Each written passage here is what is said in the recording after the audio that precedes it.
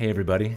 Uh, Hope you're having a beautiful Sunday morning or a Sunday evening, wherever you are in the world. I'm here with my best friend in the world and long time collaborator, Mr. Charles Anthony Silvestri. Tony, hey, bud. Hey, good to see you again. Tony's in Kansas. I'm here in Los Angeles. And yeah, we all of you who were with us on Friday when we did the full album playthrough together. Uh, uh, yeah, thank you first for all your beautiful comments that you left and meant the world to Tony and I, really the world to us. But second, I think neither one of us were prepared at all for how emotional an experience that was going to be. And in large part, it just had to do somehow with listening to it with everybody in in person, I guess is how it felt, right, bud? Yeah, it was Yeah, draining. It really was, and it felt like a live performance. Um, and you've talked about all this a lot with virtual choirs and stuff like that, where yes, it's not being in the same room with everybody, but it sort of feels like that, and it's hard to explain why or how it can feel live like a community, but it yeah, exactly. does. Um, and I think maybe too. I mean, I'm a teacher, and I've been teaching on Zoom on and off now since March, and we you just have to train yourself to be as authentic on Zoom as you are in a real classroom, and so that goes both ways, right? So I feel like I'm in a classroom with the students, even though all I'm just looking at their little thumbnails. I joked with you that it thrashes my voice to do these zooms because I'm trying to project into the little rooms that I see the students into, and so there is a kind of realness to it, a kind of uh, an authenticity that Yeah, that is as powerful and as emotionally grabbing as being there live with everybody. I agree. When I was a kid, we would, uh, just like you, but we didn't have podcasts or even TV on demand. And so if you Right. watched something on television, you just had the sense that you were watching it with millions of other people. Or if a song came on the radio, it wasn't just in your headphones. It was somehow everybody was experiencing it all at the same time. It's an incredible phenomenon, and it feels that same way now. I'm looking at all of the comments. Everybody's saying hello, hello from all over the place. Look at this, Yeah. from Holland, from Belgium, from San Francisco, another one from Belgium, Princeton, New Jersey, Cornwall, UK. It's beautiful. Cocoa Tony's Beach. here from Japan. Hey, Yeah, Cocoa Hitomi. Beach. Shelton, Washington. It's beautiful to see all of you here with us. And what we thought we'd do is, we're assuming that. Oh, sorry, I've just put up Donald Newsom's hello. So I've just discovered Hey, this. I can Tom. say, hey, hello, yeah, hey, everybody. Um, uh, but that's actually great because one of the things that we'd love to do from all of you is answer any questions you might have about the work, either for Tony or I. So as we're going along, if you have any questions, just throw them up in the comments, and we'll try to answer as many as we can. But I thought what we could do is by the way, I'm assuming that everybody's had a chance now to listen to the album at least once or was here with us. Hey, David Weiler's here. um, Hey. we should say a quick a quick shout out to David. David was also here on Friday. You'll see him in your comments. David Weiler is the director of choral music at University of Nevada, Las Vegas, and David is the reason I'm in choral music. He's the reason I'm a composer. He's the reason I'm a conductor, and he's the reason that I know Tony Silvestri. Tony, will you tell that story real quick? Yeah, I was.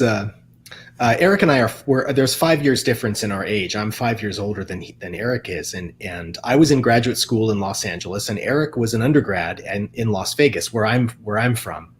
And I reached a point in my doctoral studies when I had to take a break and study for my qualifying exams and get a little start on my dissertation. And so I decided to save some money, and I moved home to live again with my parents, as college students sometimes do. And I just needed to be in a choir. I had been in choir ever since the beginning of college, and you can't just not be in choir. And so I approached David Weiler um, at UNLV, and I told him who I was and what my choral experience had been. And he listened to me sing. And he placed me in a group, a mixed ensemble. I don't remember the name of the ensemble that it was, but Eric was a bass in that ensemble, and so we met there in choir.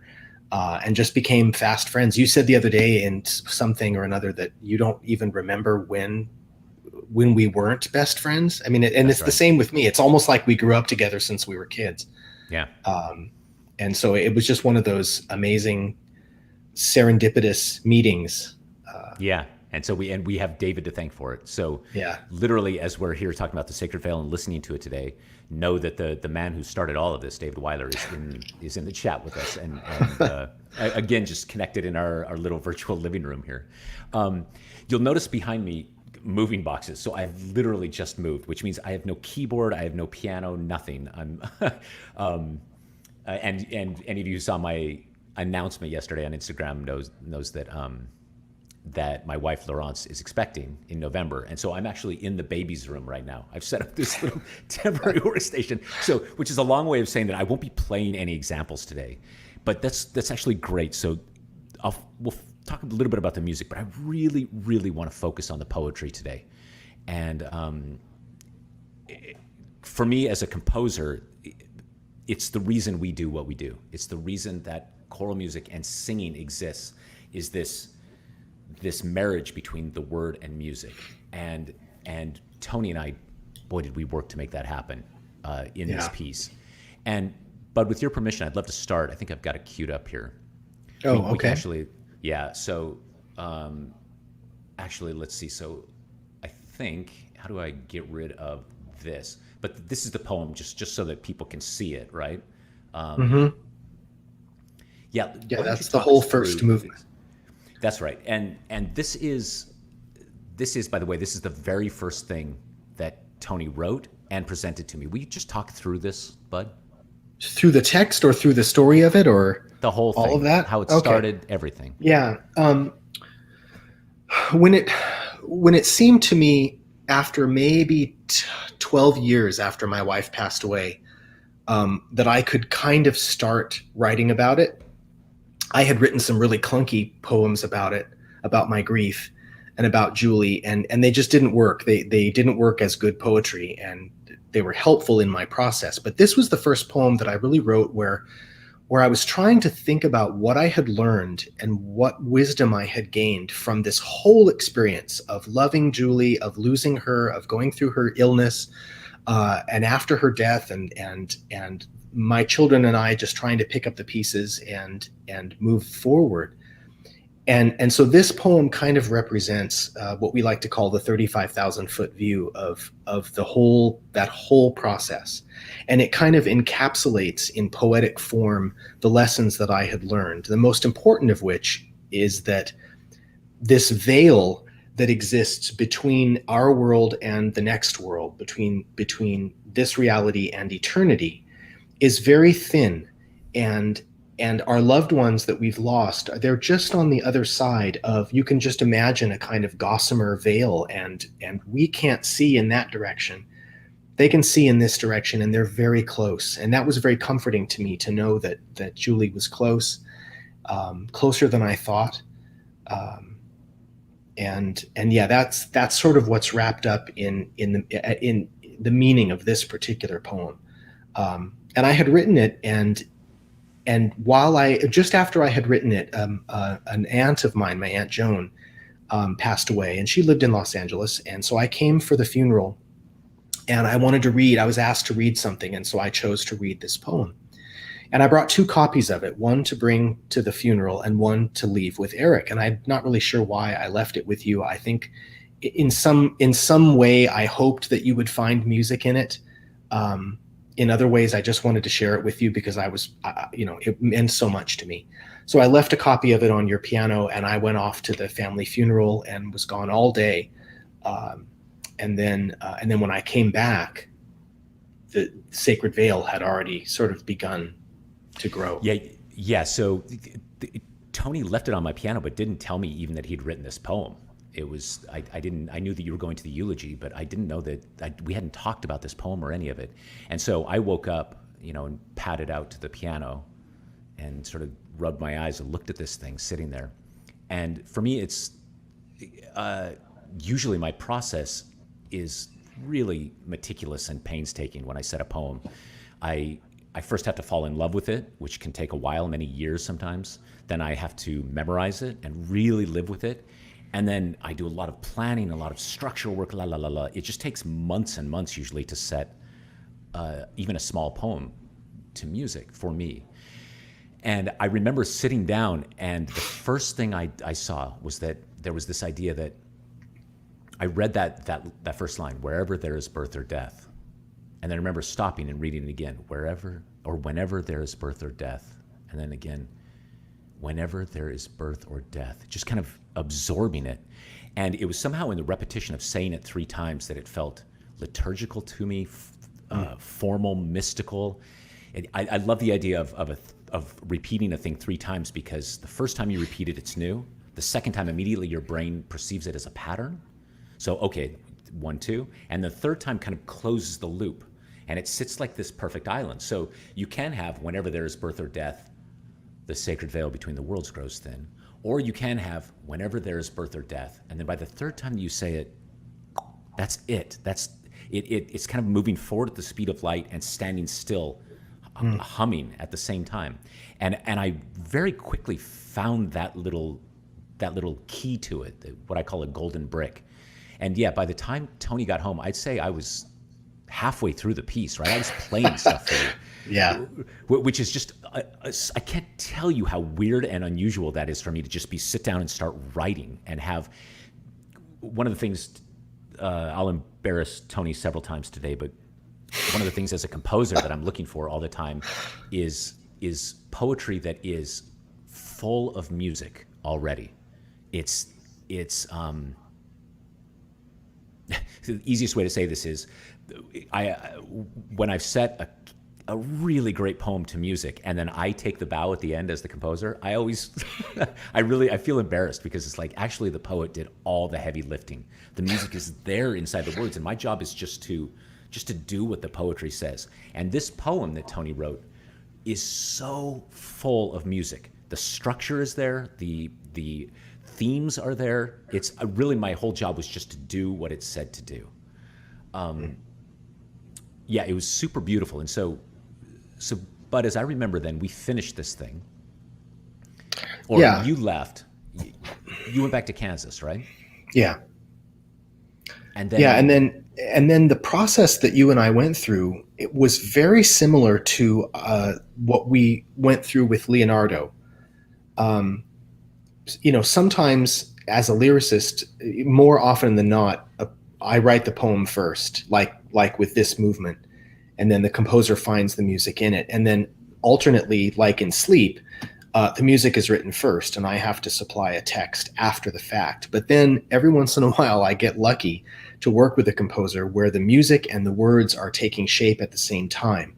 And so I think, like you say, that the music was in this poem, but also the whole of the Sacred Veil is in the music that you wrote for this movement. And so this movement became the seed of the whole thing. And so we spent many months kind of teasing out little chord structures and melodies and things, motives that you had built into this movement to become the DNA for all of the other movements. And that's right.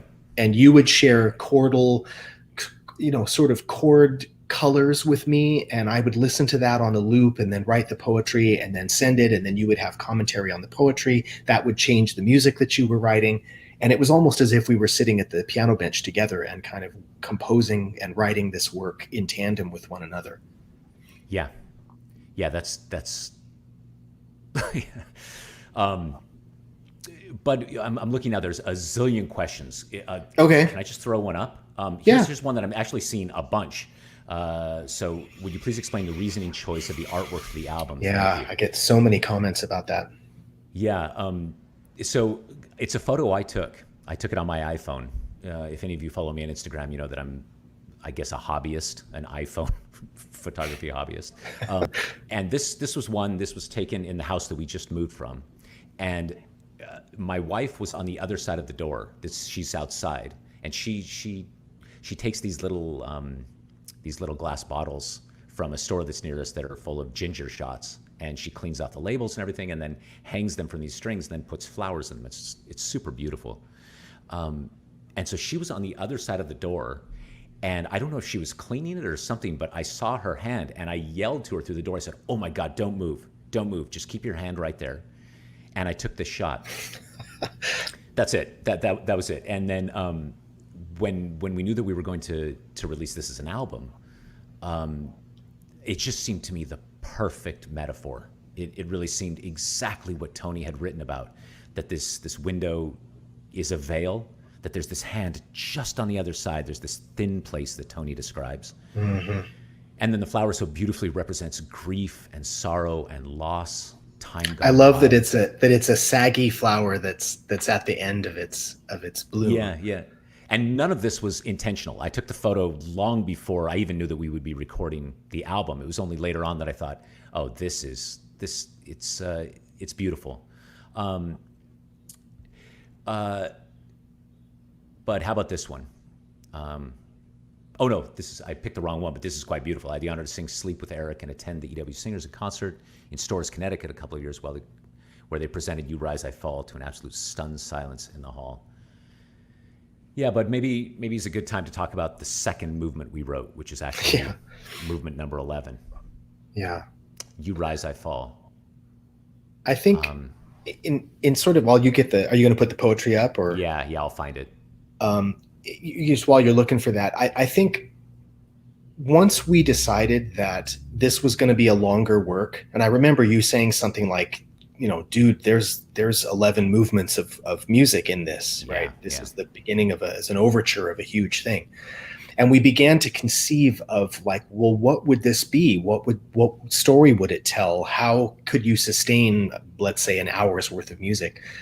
And once we finally got the idea of that became what you listen to in The Sacred Veil now, we knew that at some point I'd have to write about the moment of Julie's death. And I think you very wisely encouraged me to write that one next, to start this process with the darkest, deepest, most painful, most difficult band-aid to rip off of all of them. And so that I could then build myself back up out of this process, because writing "You Rise, I Fall," remembering that awful day in the hospital. And when I first heard your music too, it conjured up that place and the sounds of her labored breathing and the blips and bleeps of the machines that were in the room. And I remember marveling that, like, how did Eric know what that experience was like, and could paint it musically in such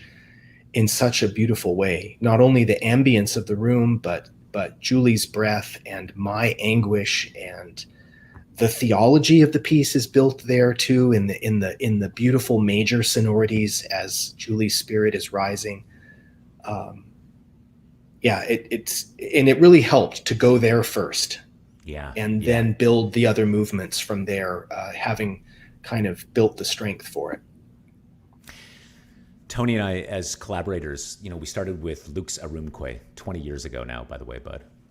We started with Lux Arumque, and then we did Sleep, and then Leonardo Dreams of His Flying Machine, and then Nox Arumque, and then I think after that was Saint-Chapelle. Or Her Sacred Spirit. Her Sacred Spirit was actually way back. That's right. So way back. But with Tony and I feel like, and my music in general, I don't mean this to sound disparaging at all, but I think we used to write snow globes. Like Tony and I think of them as snow globes, these perfect little worlds that just exist. They've got their own logic and their own hum, and you sort of put them up and you marvel at them. You can go and visit them and come out, but they're kind of magical. They're not real. They're just these little beautiful lands that you can visit.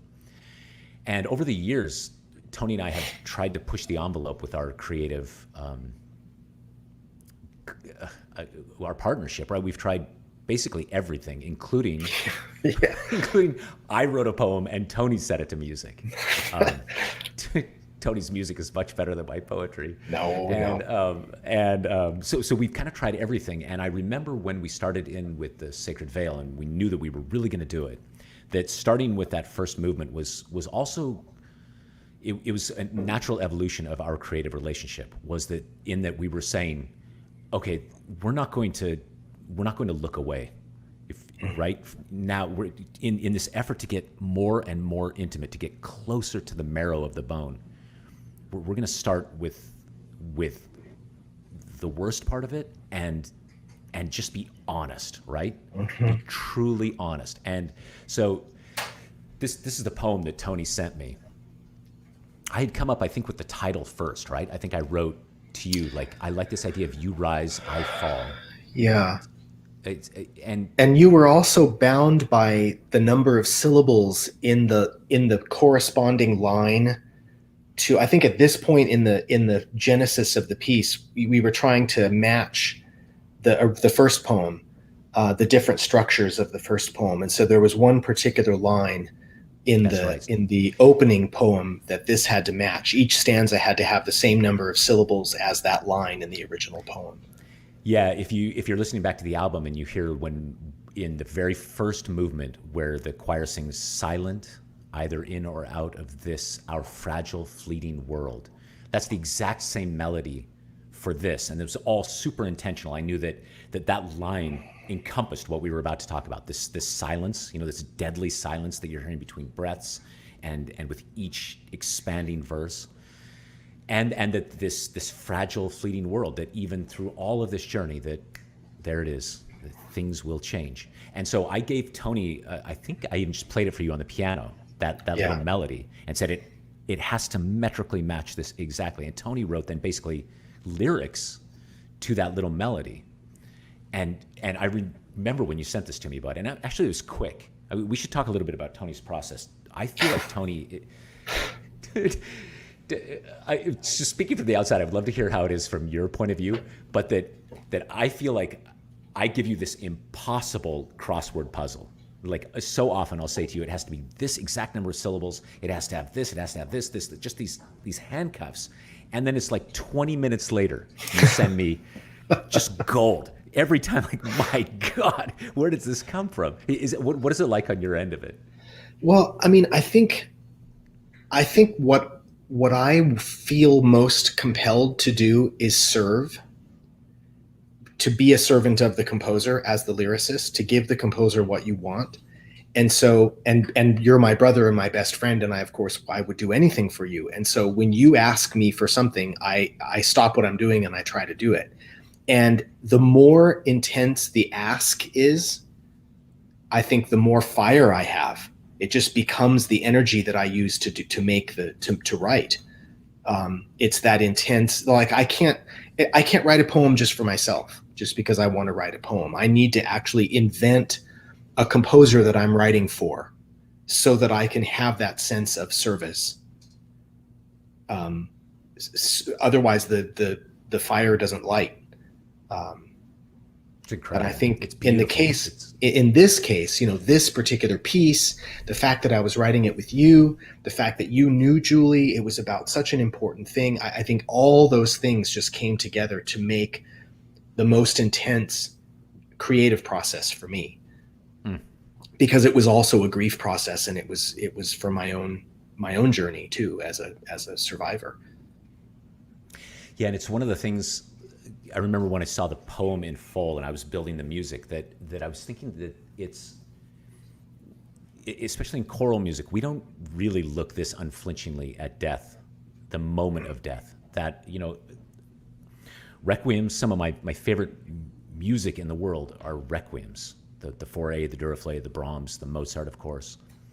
But I always find them a bit presentational. They're distant in a way. The text, even in the moment of death, is it's snow globish, right? It's this thing that's happening over there that one witnesses in an almost unemotional way. And with this, I remember very consciously talking to you about this idea that in this moment of Julie's passing, when she's finally free of that terrible struggle of the year that she really dealt with the cancer, that you actually hear that. And I try to make the music as healing as possible in those first few rises. But then on that third rise, it becomes your story, right? Which is that in that moment, the whole world flips. And there's this disorientation where I wanted it to sound like that, right? This sense of just melting, that the reality is falling. And all of that, by the way, came from the years and years of conversations that you and I had about, I feel like in some ways, I know the moment pretty well because you've described it to me in detail. Yeah. I mean, it's Several indelibly times. etched in my memory.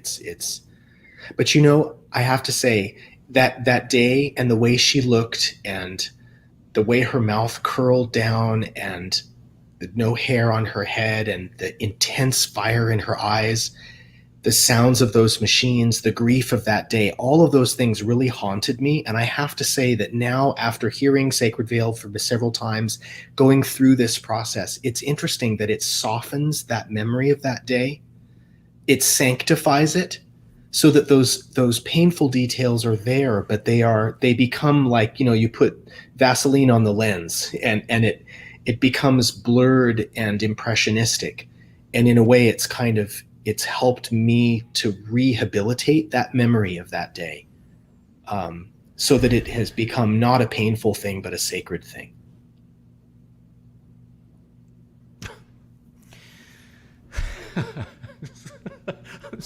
It's also close to Sorry. the bone, right? It's just so crazy to talk about this on a Sunday morning, Sunday afternoon for you.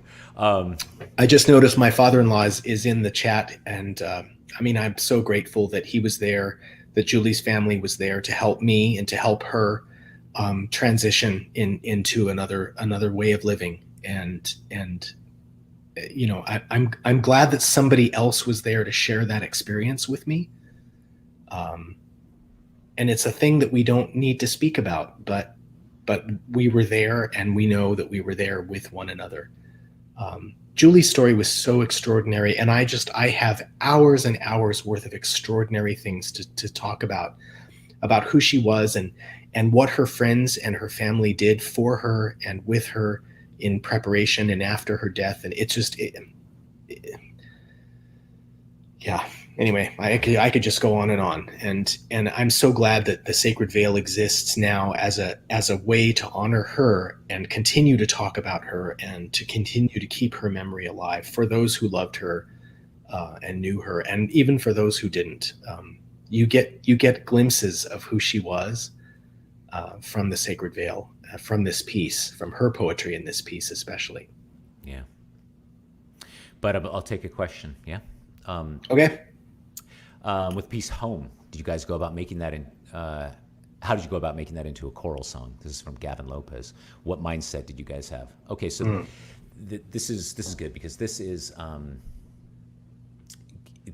was the next thing that we wrote. So we knew that we knew that we had the first opening movement, which at the time I'm not sure we knew was going to be the opening movement. We just knew we had this Rosetta Stone that would help us build the rest of it. Then we wrote You Rise, I Fall, which is now the 11th movement. And then I remember saying to Tony, I think in my mind I was trying to build these pillars for the piece and saying, would you mind writing about the moment that you first knew you were in love? I want to talk a little bit about that, bud? Yeah, we both were teachers at the same school, and we went out on our first date. I think it was at the end of September of that academic year that when we first met. And then this was on our second date, and we went to the J. Paul Getty Villa Museum in Malibu, and then had a picnic at the beach. And we talked and we talked and we talked and we talked for, I think, 3 hours. We sat and talked on the beach. And I remember this feeling of just being able to lay my heart just honest and bare right in front of her. And she wanted to talk to me anyway. You know, she knew all of my secrets and all of my flaws, and she loved me anyway. And I just, at the end of that conversation, I felt so safe with Julie. I felt so comfortable with her. And she just felt like home to me. I felt like I was going home to a place that I didn't know was my home. And I knew, both of us knew. We even talked about what to name our children on that second date. We chose their names. We chose their names, and sure enough, those were their names. Did you even know boy, girl? Like it was that Boy, girl, exactly. We knew exactly what was going to happen. I mean, and so I think she knew on that date as well that we amazing. were home for each other. Um, we didn't know what that journey would look like, of course, but yeah, it did feel like we were home. And So that's all you see in this particular movement is just that single line. yeah, just this moment that's it. That's and it's this now here comes the second time that I'll try to embarrass you, bud. Which is that for me the art of poetry is is about the distillation of truth. It's about taking as much human wisdom and meaning and also it's a worldview. Each poet has their own worldview, and somehow collapsing that into the fewest number of words. And the great poets, the great poets, are the ones that you can read one line of poetry and know more about yourself and more about the human condition than you could, reading a novel. I always think of E. E. Cummings, right? That Maggie, Millie, Molly, and May in the last lines. For whatever we lose, like a you or a me, it's always ourselves we find in the sea. It's just, it's, and Tony, over these years, you started brilliantly. I mean, even those early works that we did, the poetry is so damn good and so meaningful and working on so many layers. But then we get to somewhere like this where, as you just said all of that, everything you just said, and then you did it in 4 words. It's astonishing. And again, I have to say, as a composer, when I'm presented with something like that, it's just a gift. It's a gift because there's not really much for me to do. The worst I could do is mess it up by dressing it up and trying to dazzle or to make it more about the music. And in this case, I just wanted to get out of the way and find that sentiment. On a very personal level, what was happening to me in my personal life was I was falling head over heels in love with my wife. Hey, bandits. Never fails. Cats are always keeping it real. They always pull it back. I remember seeing medieval manuscripts that had cat prints where the cat had walked across the ink and got prints all over it. So it's nothing ever changes. In my own life, I was falling head over heels in love with my wife, Laurence Servaz, and she loves to tango dance. So I knew that she was in Belgium. I was here in Los Angeles, and she was out late at night, like after midnight, and then walking home. And she would sometimes call me, and we would talk. And I knew that her energy was always super high, and that as a way to bring her from here and then down so that she could, be ready for bed by the time she got home, I just kind of improvised this thing on the piano, on my parents' old felt piano when I was up visiting them, and sent it to her, and then she would just listen to it over and over and over. And that music became the foundation of this piece. And I remember very distinctly, Tony, you saying to me something like, you need to draw from your own experience to find some of these things. Don't only make it about you, about your experience, like try to find my thing. And that really unlocked something for me. And so then this, again, with the repetition of 3, right? Like in You Rise, I Fall, there's 3 major sections to it. And you say, you rise 3 different times. It's just this endless repetition of the number 3, which also, I'll do a musical deep dive sometime, but here also, then we say, you feel like home 3 times. And also the repetition of the word you feel like home. And I think I wrote the other day while we were listening to it together, and I said, I just want to live in this in this sound world. Yeah. Do you know what I mean? It's Yeah. like the sound of the words that you created. You feel like home. It's just, whoa. And the beautiful thing is then once we had this moment, then I understood for the first time that we had a journey, right? That the word home cleared up everything for me. That was, well, I shouldn't say everything, but at least gave me, okay, I think I know where this is going now. knowing that eventually we were going to end with those final words, some version of "Welcome home, my child, Yeah. welcome home," which is the last thing that we hear. That was a huge gift, Bud. When I had this word, a huge gift in terms of solving the structure of the Right. piece. That I think was the hardest part of our process, or one of the hardest parts was structural part, was trying to figure out what this journey was going to be. Yeah, especially at the beginning, right? Yeah. Yeah, it was brutal. And then I'm not sure when this happened, but I said to Tony, this is pretty early on, that I wanted to make it your story as much as Julie's, right? That the two of you going through the world, and what did that look like? Again, I'm sorry to put you in the spotlight here, but I find that so rarely in our society do we. Tony says it best, that we don't do death well, in general, which I really believe is true in our society. But that the survivors, the people who are living, I really don't feel like we do that well. Especially something like this that changes you for the rest of your life. That never seems to be acknowledged. And I always saw Tony as a hero through this story. I told you so many times, but I just can't imagine how you lived through what you lived through. I know many people have. I know probably many people, even in the comments right now, have lived through these kinds of things. I just couldn't imagine how you did it.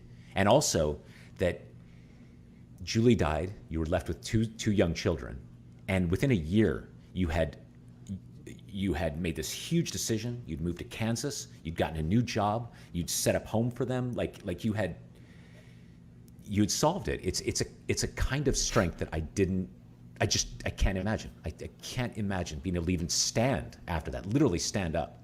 But then to just stand up, brush your shoulders off, and walk forward. I was amazed at that. And so what I asked you to do then was then to write about yourself as a young hero. Do you remember this? Yeah. Yeah. Yeah. And so I had this melody for years and years, and it was kind of based on a poem that I'd written for Tony on his 40th birthday, just after Julie had died. And I think maybe I sent it to you. Did I send you that melody? Do you remember? Yeah. Yeah. And we It's remembered the Sorry, structure of the poem as well. And so it was important that, again, I like the kind of creative box that you put me in. It has to be about this, and it has to fit this melody that's already existing with this number of syllables per line and so on. And so when I have that kind of model and those constraints, that's when everything begins to blossom and I can come up with something. And so I tried to just be really honest about who I was and how hard it was for me to meet somebody like Julie.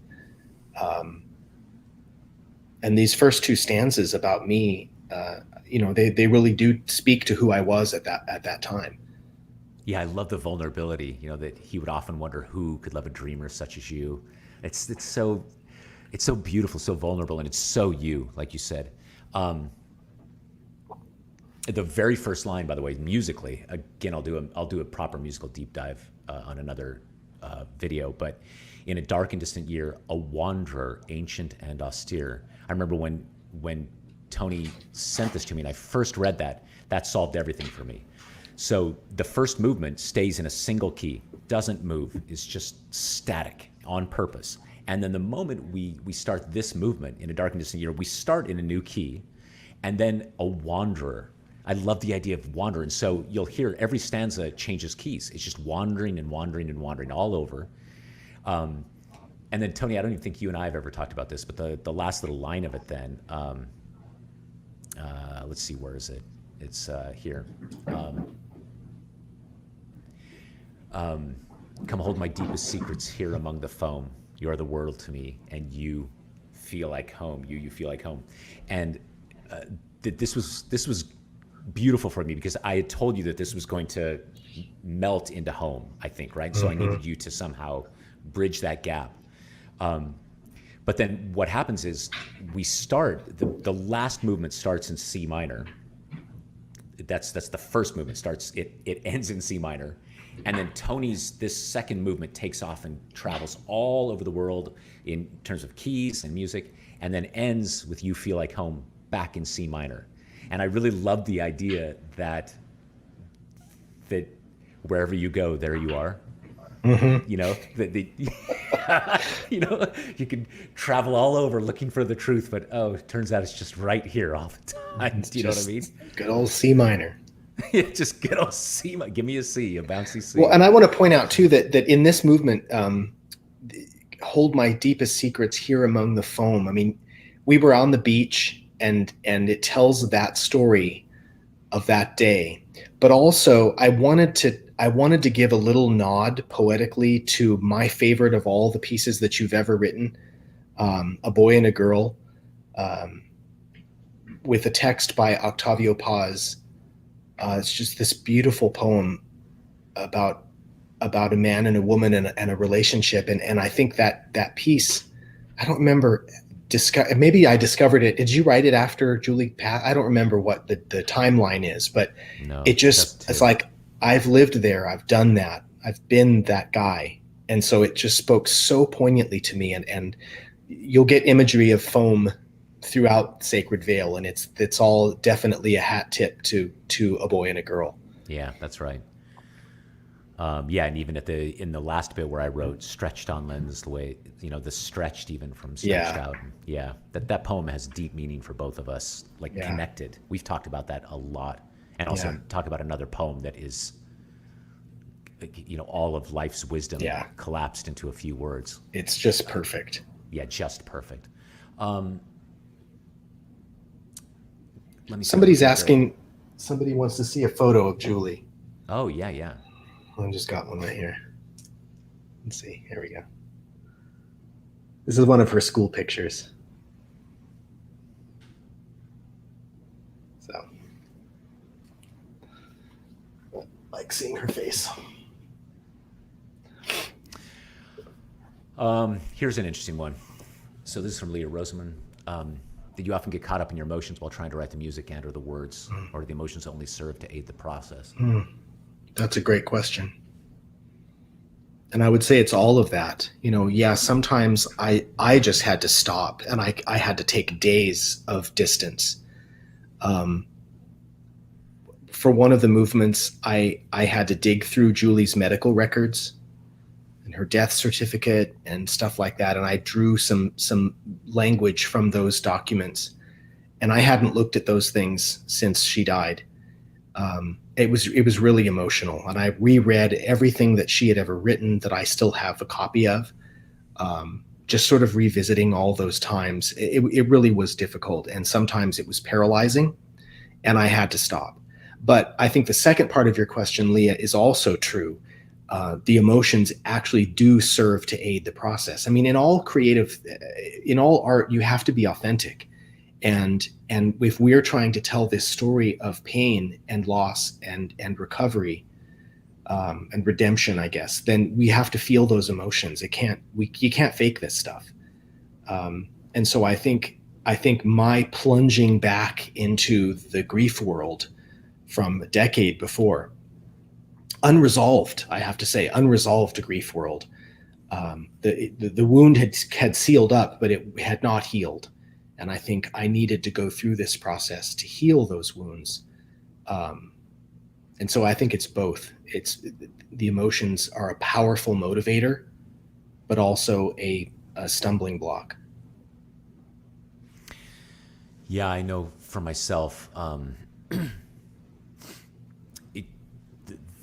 the parts that were most difficult, I should say, Tony, you and I over the years, I don't know how many bottles of wine and how many tears we've had just talking about this and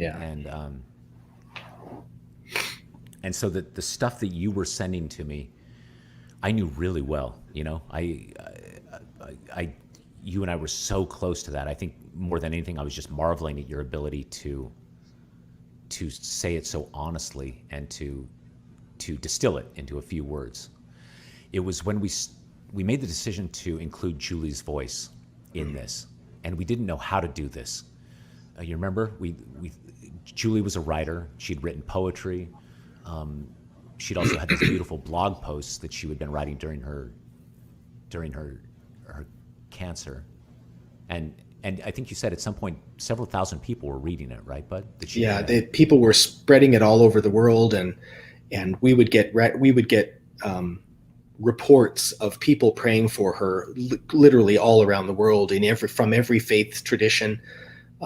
People were really touched by her story and by her desire to reach out and help people who were struggling through the same thing, and also to help people to keep their faith in the midst of the kind of anguish that they were going through. And it really touched a lot of people. And so I went back through all of those email updates that she sent, and we found a couple that spoke to the moments in the story that we wanted to highlight. Yeah, the one I remember when you sent me the blog post here, I'll put up a little bit of it. This is from Pray Hard. And just on a personal level,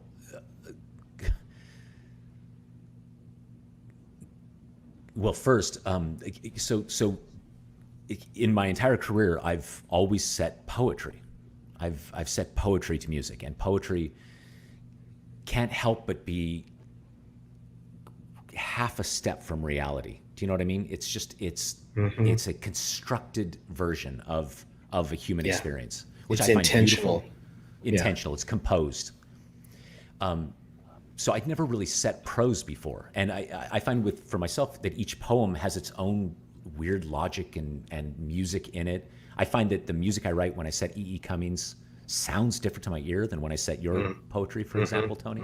Like it's a different sound world is in the word somehow. And so reading this and then diving into it the way that I would poetry, for me to set this, I have to really memorize it and live with it and feel it in my bones and in my body. It's maybe the most difficult time I've ever had composing. Several times I had to leave the room just in tears. I was just choking back tears because these words aren't constructed. They're just pure. I've said this before in these other interviews, but you saw Julie's picture.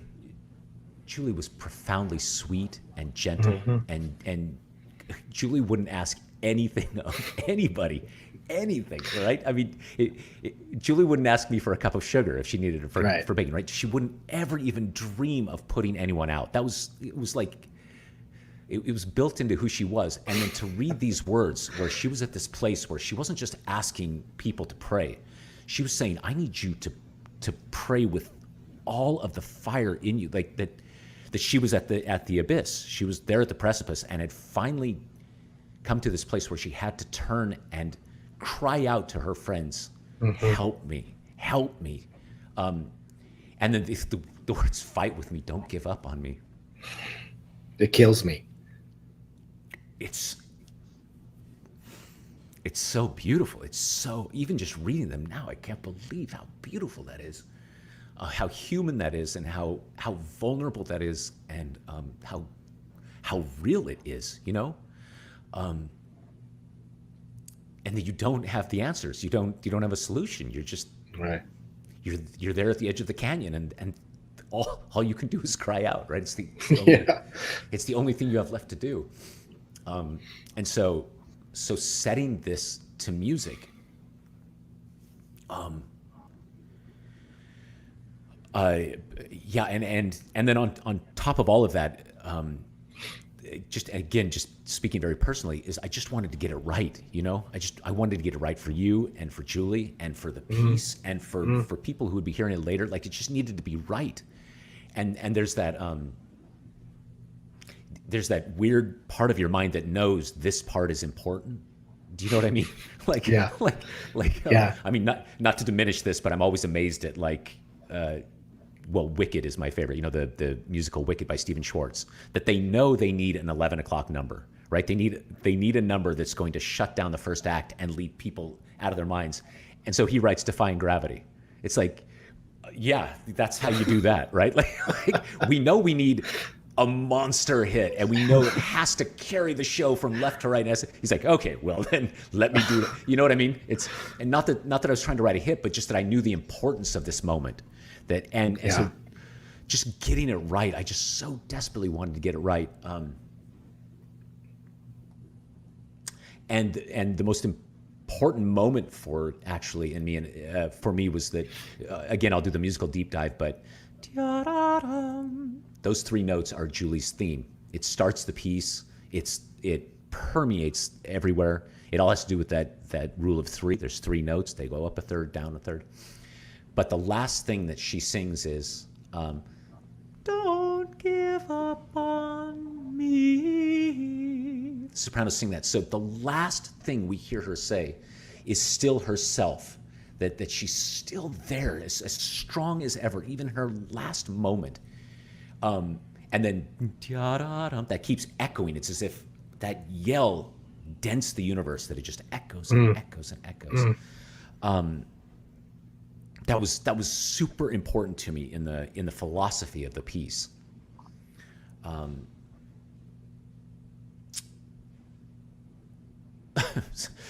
looking at the questions now. There are so many good ones. I mean, my gosh, how can we answer all of them? Yeah, maybe let's take some questions for a few minutes, Bud. What do you see that? Well, someone asks.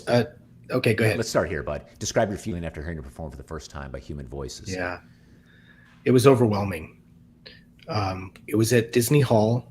I mean, I'd heard a movement here and a movement there, but the entire work was at Disney Hall in Los Angeles, and I mean, it was very powerful.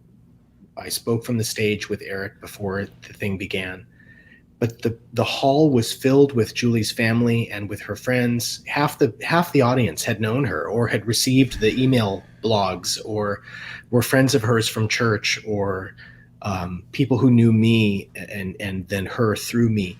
And so it was almost like being able to listen to it together with a family. And it was just, I can't describe it. I mean, there was ugly crying in the room and some people had to get up and leave. Afterwards, people almost flocked to us. I don't know if you remember this, Eric, and they had to touch us,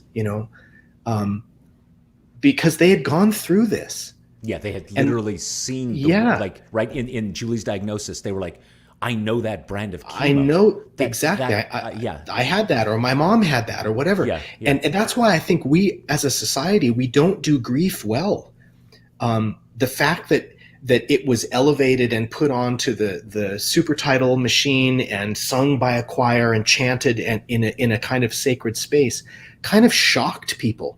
That the things we don't talk about. I mean, in many families, when somebody gets cancer, right? You can't even say the word because there's so much confusion and shame. And this is the other cat, by the way, wanting to get her cameo. We don't do that very well. And so one lady told me afterwards, she said, "Thank you for giving voice to my experience." And implied in that was that she could not have given it voice. And so I think we as a culture experience so much emotion that we can't give voice to, that it's so important for artists to do that on all of our behalves. It's a ministry and we need to do it. And that's, Carlos, that's sort of what it was like to be there for these performances. Yeah, the question was Carlos Camejo. It's beautiful. I had a slightly different experience in that during the entire rehearsal process with the Los Angeles Master Chorale, who were extraordinary and so good to work with. They were so flexible. I can't tell you how much writing and rewriting I did. When I do the music deep dive, I'll tell you all about it, but there's 2 whole soprano movements that got cut in rehearsals. This amazing soprano, the Los Angeles Master Chorale, who I had to call up and say, I've just cut everything you're going to sing. It's not you, it's me. Like just trying to collapse it down. And I had made so many changes as composer that this actually happened, that I stood up on the podium for the premiere and I started to conduct, and I realized I've never once thought about how to conduct this. Not even I had no idea how to get, and so the first performance for me was very, very clinical. It was just trying to keep everybody together. I really wasn't there for it. And it's also been one of these pieces that I've learned how to conduct. I think I'll spend years learning how to conduct it, how to pace it, how to teach it, how to build it. I didn't really know what I was doing that first time. Guillermo Cervantes asks, for I'm Afraid, how did you both go about the process of emotionally engaging with and presenting such a world-shattering revelation? Yeah. That's one of those experiences. Yeah.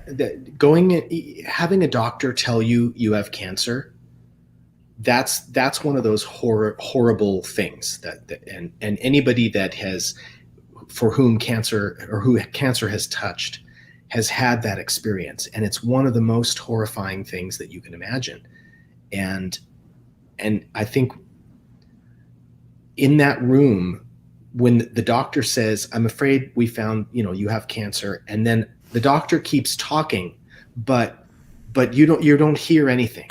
You're just trying to process what's going on. And so I thought to use all this clinical jargon to kind of represent this word vomit that comes out of the doctor's mouth and all you can think of is, I'm going to die. I'm going to die.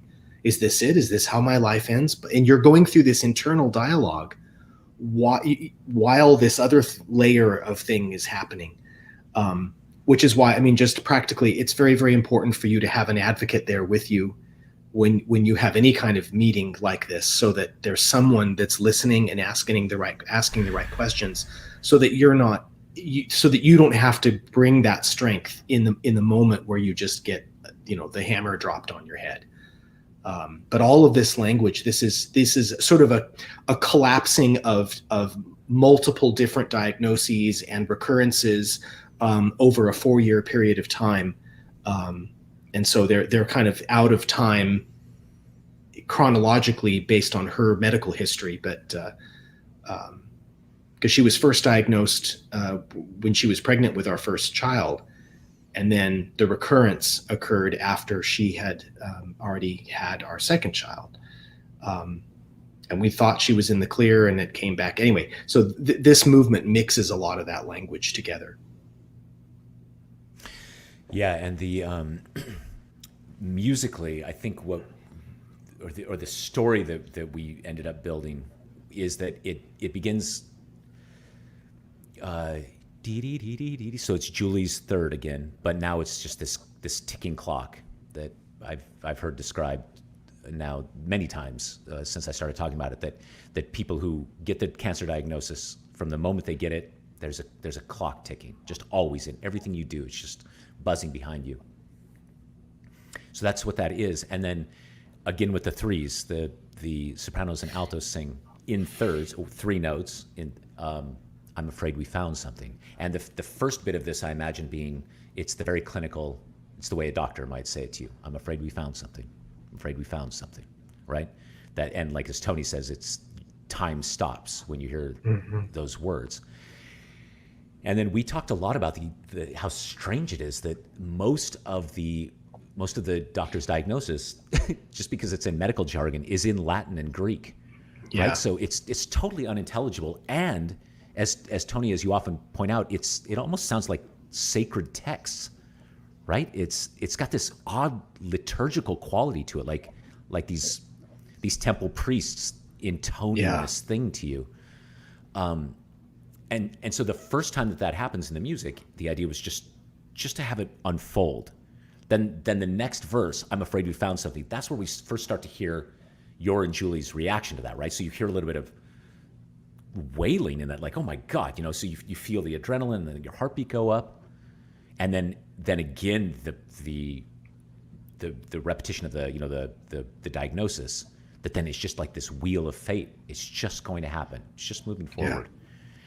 And then in that third verse, when it starts to split, right? So the men are singing the diagnosis, and then the sopranos and altos, I'm afraid we found, I'm afraid. It starts breaking up, and it finally climaxes where everything is split. The world is split. The men are singing at one tempo, the women are singing at another. and then it just becomes madness, which is how you described it to me, right? That all you hear is Yeah. nothing, and then you hear one word like metastasis, and that's right. That's probably what you leave that entire meeting with is, I'm afraid we Right. found something, metastasis, Right. right? And so, yeah, I think we wanted to create the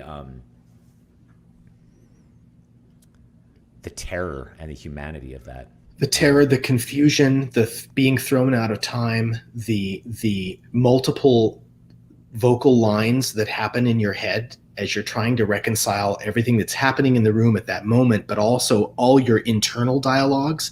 And then you're watching the house of cards of all of your dreams and the plans that you have for your life and for your children and for your career. It all just comes slow motion crashing down around you. It's a moment that simply can't be described. Um, I have to say this movement comes kind of close.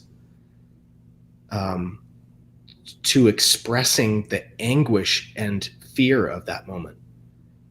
Um, and it's been the reaction of people both here in the chat that I can see the comments, and my own experience with people who've talked to me about it is that's a universal experience, especially for cancer patients. I assume it's the same for any kind of dire diagnosis.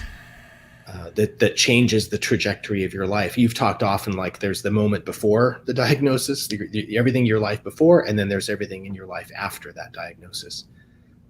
It really is a defining moment in a lot of Yeah. ways.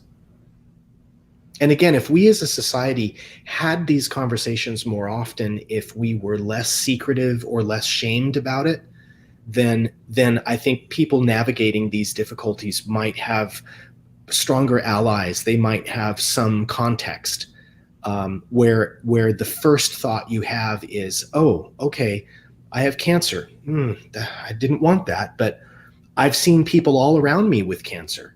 Gee, so and so has cancer and they're doing just fine. So and so, oh yeah, well, we lost her last year, but she had 6 good. You know what I mean? If the conversation is flipped to, this is a serious disease that you manage for the time that you have, and that's a blessing, the time that you have. But instead we just think, oh well, when are you going to die? What's the prognosis? What percent chance do I have? And all that's the way we talk about it. And so if in some small way we can flip that dialogue, there's a lot of conversation these days about the death talk, asking your loved ones what their final wishes are, and people filling out a DNC and things. It's becoming much more normalized now. People are becoming organ donors. They are making their funeral plans. I mean, I read about teachers now making funeral arrangements and getting their wills in order because teachers are going to die this year because of Jesus. being forced to go back to school and being exposed to a potentially fatal illness. But we're having these conversations. I read a thing about the Swedish death cleaning. I don't know if you've heard about this, where it's this Sounds like it's this like thing a metal where band. yeah, exactly.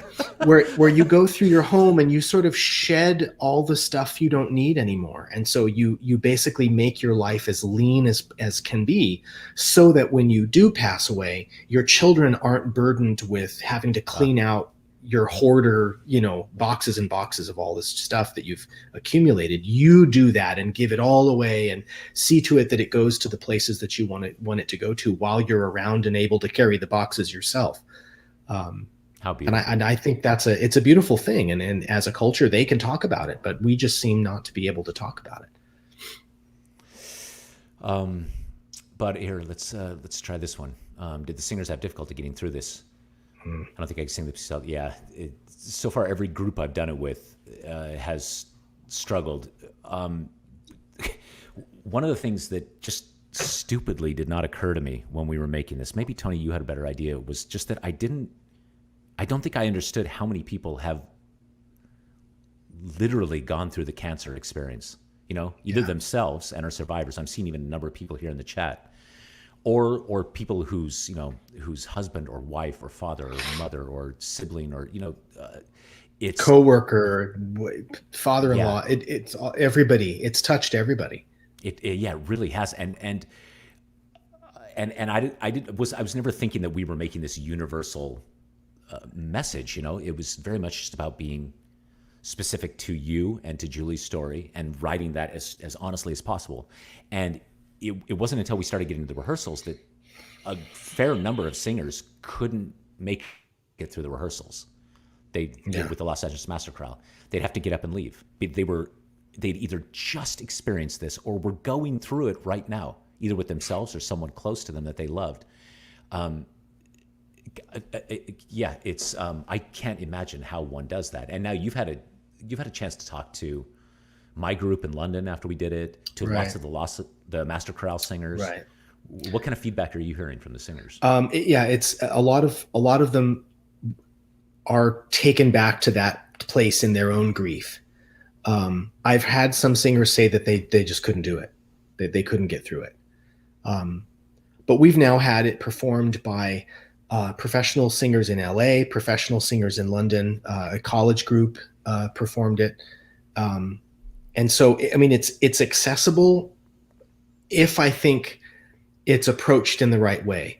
And I think it's so valuable if a director is going to try to conquer this piece and have their singers do it. I think it would be really, really important to have this discussion, to share who in the group has been touched by cancer or by some other difficult diagnosis, who's struggling with this and that, and then they can hold hands together and go through the process together. But they really, really have to be sensitive to somebody that might be triggered by the kind of things that are in this. I think if it prompts a dialogue about it, and it lets people know that everybody you see is struggling with something in their story, then I think it will have tremendous value, because we as a culture we need to. Julie learned that lesson too.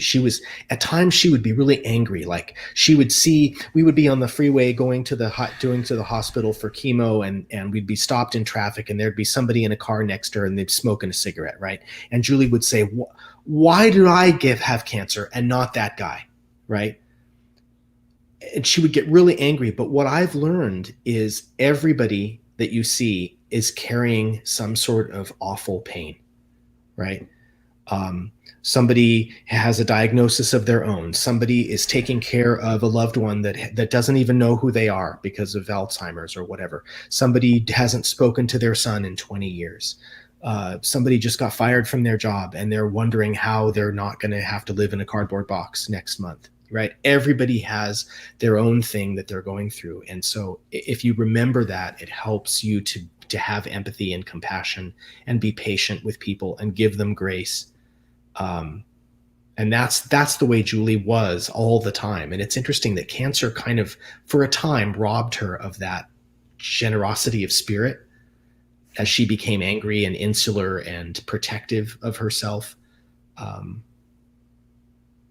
Anyway, it's not an easy thing to deal with this, whether you're a singer, an audience member, the creators. I mean, everybody's going to struggle with this at some point.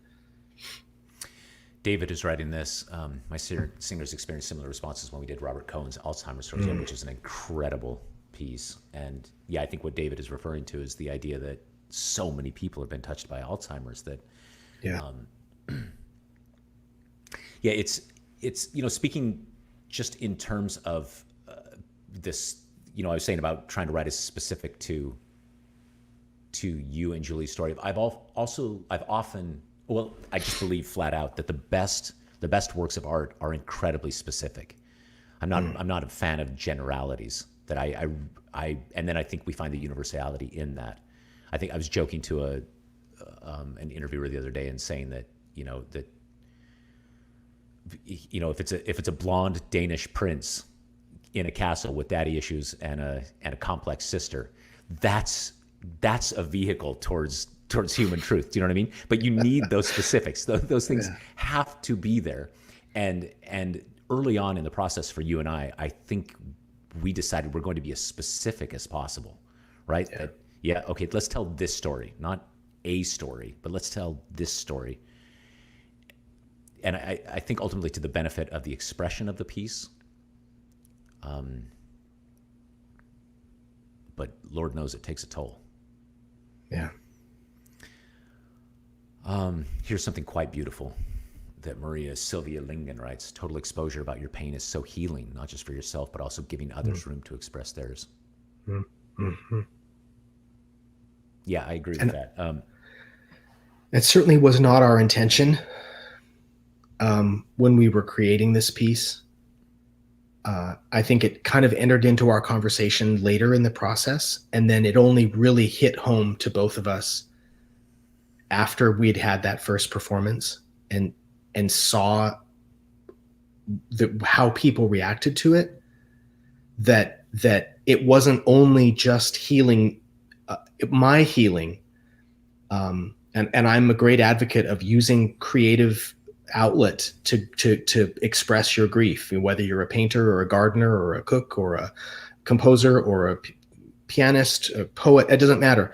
Create through what you're experiencing emotionally. And it took me a long time to learn that lesson. It took me a dozen years before I could get there. But it was so healing and so cathartic for me. But then we discovered that other people are connecting, as you just said, connecting to the specificity. They're universalizing the specificity of my story and being able to project onto my story their own grief and their own pain. And it takes them on that journey too, where they can take their grief out and open the box and look at it again, and name it and embrace it and let it go. If it contributes to that sort of general cathartic vibrational increase, then we've done something that we can be proud of. But that's the effect that it seems to be having, that healing effect. But maybe we'll just do a couple more questions. Here's one that I'm seeing over and over, if you're willing to talk about it. Paula St. Pierre asks how the children dealt with the whole process at the time of her death and now. Well, Paula, the kids were 7 and 3 when she died. My son is the older one, and he was, of course, very bonded with Julie, and he changed, I think. I love the man that he's become, but he's the little boy that existed before Julie's death. It kind of went away. I get glimpses of him every once in a while, but Thomas became a little more somber, less sentimental, I think. And I'd love to have him on and have him talk about his own experience. I'm just sort of guessing. My daughter Emma was only 3. She really doesn't have any memory of her mother anymore, and grew up totally without her. And Emma has heard Sacred Veil. She's studying to be a choir director, and so I don't know. One day, who knows? Maybe she'll even conduct this work. She listened to it and was profoundly moved by it. And I think it gave her a glimpse of a mother that she never knew. But I'm not sure if my son has listened to it. And that's okay. He will, and he will when he needs to and when he wants to. And I'm here to talk with him about it when he does. But I think, when I look back, my kids are now in graduate school and undergrad, and they've thrived and they're living their best life, both of them. And when I think of the number of ways in which their lives could have imploded as a result of what happened to our family, I'm immensely proud of them, and I'm humbled that I could get them through that, and get them to the place where they could thrive and go to college and have friends, and they're looking forward to great careers. They did okay. We did okay. We survived.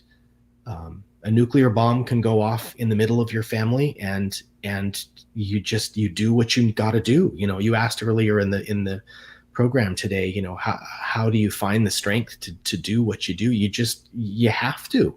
That's one of the reasons too why I just couldn't grieve when I needed to.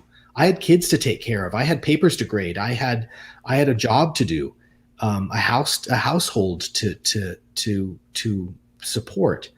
And so I didn't have time and luxury to do this. One of the reasons I moved to Kansas is so that I could take some time off. And that's when I really just kind of collapsed as a person, and then had to build myself back up. Um, but I had sublimated a lot of that, and the Sacred Veil process really helped me come out of that, to become a much healthier person. I mean, I still bear those scars, and I'm proud of the scars. They've become part of who I am. Um, Scars are powerful tissue, and um, they're marks of honor. You know, the grief that you have is proof that you loved, and that your love was real, and that you lost something valuable to you. Um, it just took me a really long time to get there, but the kids are doing fine, and I'm pleased about that. I'm greatly relieved, grateful to my family and our circle of friends, our village, that helped me raise the kids after Julie was gone. So lucky to be able to grow up with grandparents that are supportive and present. But yeah, they're doing fine. I'm not sure what the evolution of their relationship with this work will be, or with the memory of their mom. It'll be different when they both become parents. It may come up again. But yeah, I hope to be there for them when it does. Tony, before I forget, will you immediately following this write down the words you just said, which are scars are a powerful tissue? Okay. I will. Just spitting truth. You never cease to amaze me. That's the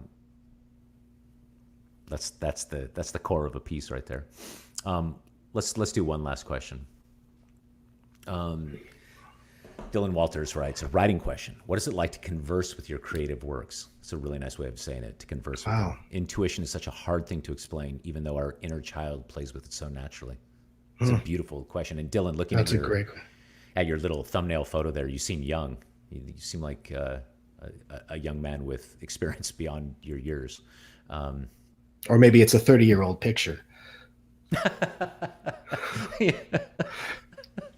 Maybe.